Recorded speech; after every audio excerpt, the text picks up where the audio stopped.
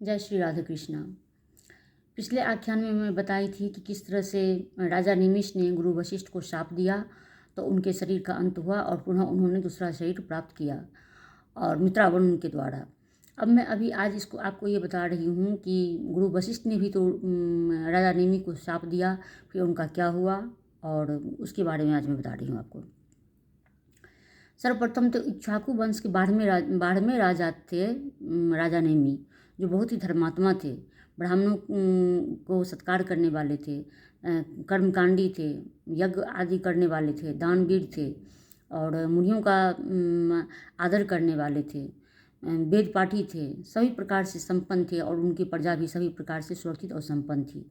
और उन्होंने गंगा के तट पर एक नगर बसाया था जो जयंत नाम के नगर से जो प्रख्यात हुआ और वह गौतम ऋषि के आश्रम के पास था। और इस तरह से राजा नेमि का बहुत ही सुंदर सब कुछ चल रहा था।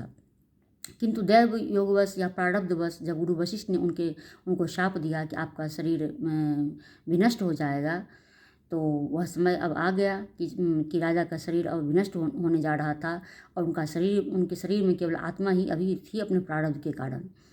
तो इस तरह से जहाँ वहाँ जो उपस्थित मुनिगण थे, वामदेव जी, पुलह जी, ऋचिक जी और गौतम ऋषि इत्यादि, क्रतु, सब मुनियों ने वेद मंत्रों के द्वारा उनके शरीर को सुरक्षित रखा। राजवैद्य ने विभिन्न प्रकार की गंधानु लेपन करके उनको शरीर को सुगंधित किया और उनको सुरक्षित रखने की कोशिश की और सभी ने देवताओं की स्तुति की। देवताओं की स्तुति करने पर देवता प्रकट हुए और उन्होंने राजा नेमि से कहा कि हे राजन, आपको तो कुछ भी प्राप्त हो सकता है, आप किस योनि में जन्म लेना चाहेंगे, आप देवता बन जाइए, मनुष्य बन के रहिए, आप जो चाहेंगे आपको सब मिलेगा।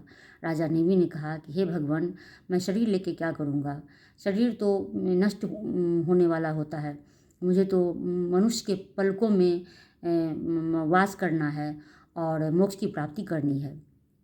तो देवताओं ने कहा कि हे राजन, आपकी इच्छा अनुसार ही सब कुछ होगा, किंतु इसके लिए आपको अम्बा की स्तुति करनी चाहिए और उनकी आराधना करनी चाहिए। और इस तरह से देवता उनको कहकर चले गए और ऋषियों ने अम्बा स्तुति की और उनकी प्रार्थना की, उनकी अर्चना की।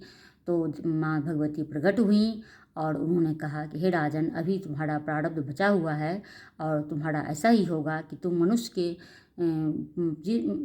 के पलकों में तुम वास करोगे वायु के रूप में। मनुष्य और अन्य प्राणियों में का जो पलक गिरता है इसलिए उन्हें निमिष कहते हैं और देवता के पलक नहीं गिरते इसलिए वह अनिमिष हैं। तो इस तरह से वायु बन के राजा नेमि मनुष्य के पलकों में वास करते हैं। तो इसी वजह से हमारा पलक ऊपर नीचे गिरता है, ऊपर नीचे होता है। तो इस तरह से राजा नेमि को एक स्थान मिला मनुष्य के पलकों में वास करना। पलकों में वास करना मतलब हम रोज़ाना की बोलचाल में भी बोलते हैं कि पलकों में हम उसी को बिठाते हैं जो हमारा बहुत ही दुलारा प्यारा होता है, कि तुम हमारे पलकों में बसो। तो राजा नेमि इतने बड़े धर्मात्मा थे, इतने बड़े ज्ञानी थे, दानवीर थे, धर्मनिष्ठ थे कि माता भगवती ने उन्हें मनुष्य के पलकों में वास दिया कि राजा नेमि होंगे तो मनुष्य का पलक गिरेगा, नहीं होंगे तो पलक नहीं गिरेगा। तो ये हमारे राजा नेमि हमारे पलकों में आज भी वास कर रहे हैं वायु के रूप में। तो इस तरह से उन्हें जगदम्बा के द्वारा उन्हें वरदान मिला।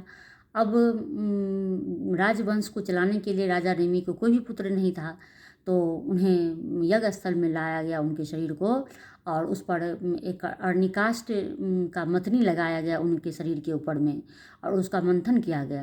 कालांतर में से एक सुंदर तेजमय करोड़ों सूरज के समान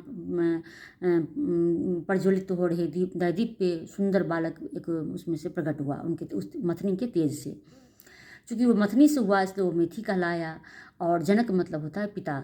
चूँकि यह बालक पिता के शरीर के पर अर्णिकाष्ठ मथनी लगाने से प्रकट हुआ इसलिए वह कालांतर में जनक नाम से विख्यात हुए।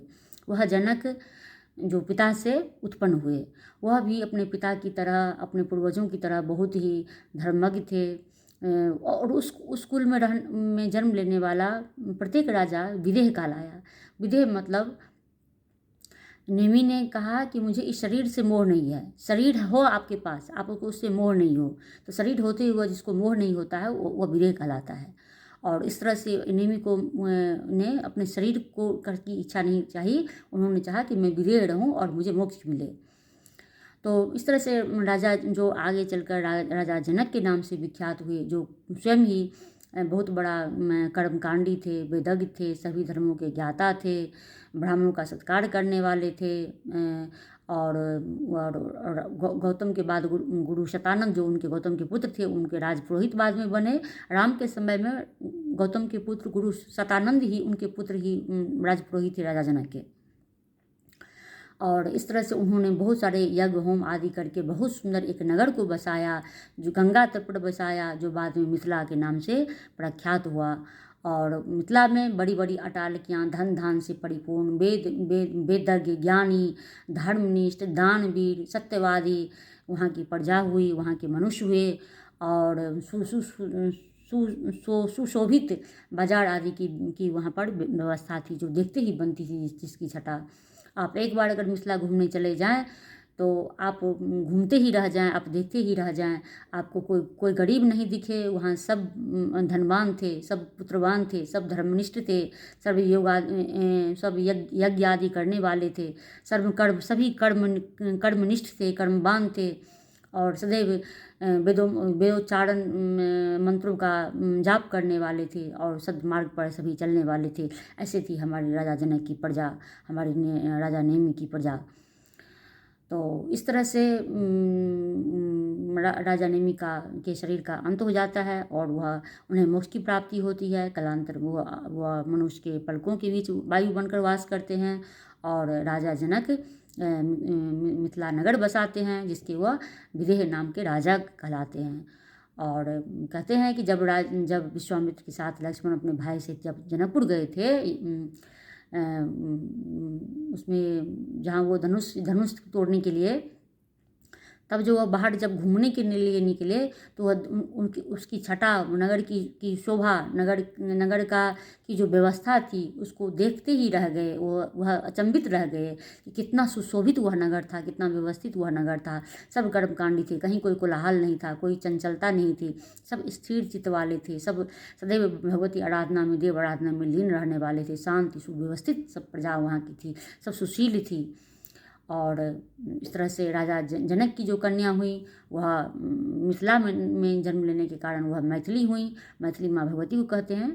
और इस तरह से वह विदेह की पुत्री हुई, तो वह वैदेही हुई। विदेह मतलब होता है कि जिसका शरीर नहीं है। अभी मैंने पूर्व कहा आपको, तो चूँकि राजा जनक की वो पुत्री थी, तो इसलिए वह विदेह की पुत्री थी, तो वह विदेही हुई। और जो बिना गर्भ के जो जितने लोग आए, उसमें से एक राजा जनक थे, माता जानकी थी, और गुरु द्रोणाचार्य थे, और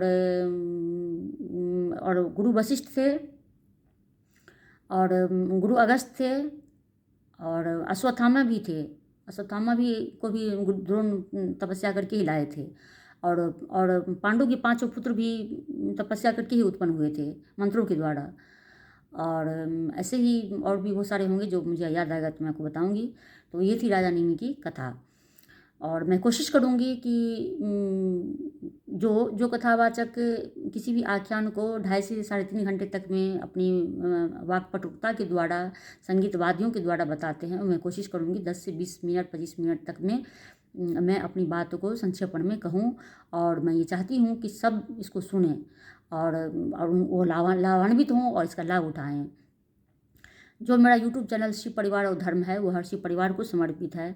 जो मैं फेसबुक पर यह चैनल अभी चला रही हूँ, अब से नाम अवश्य मेरा है, लेकिन वो मैं नहीं हूँ, देवी अपराजिता को समर्पित है, जो माँ भगवती माँ दुर्गा हैं। तो इसलिए आप लोग मुझे नहीं, देवी, आप इन भगवती और इन देवता के चैनल को सब्सक्राइब कीजिए, लाइक कीजिए, कमेंट कीजिए, शेयर कीजिए। और इस पर दिए हुए आख्यान को सुनकर आप उसका लाभ उठाइए, उसके अनुकूल चलिए, तो निश्चित रूप से माँ भगवती आप पर प्रसन्न हुई, आपका शुभ मनोरथ पूरा करेंगी, इसमें तनिक भी संदेह नहीं है। हर हर महादेव, शिव शिव, जय माँ दुर्गा। धन्यवाद।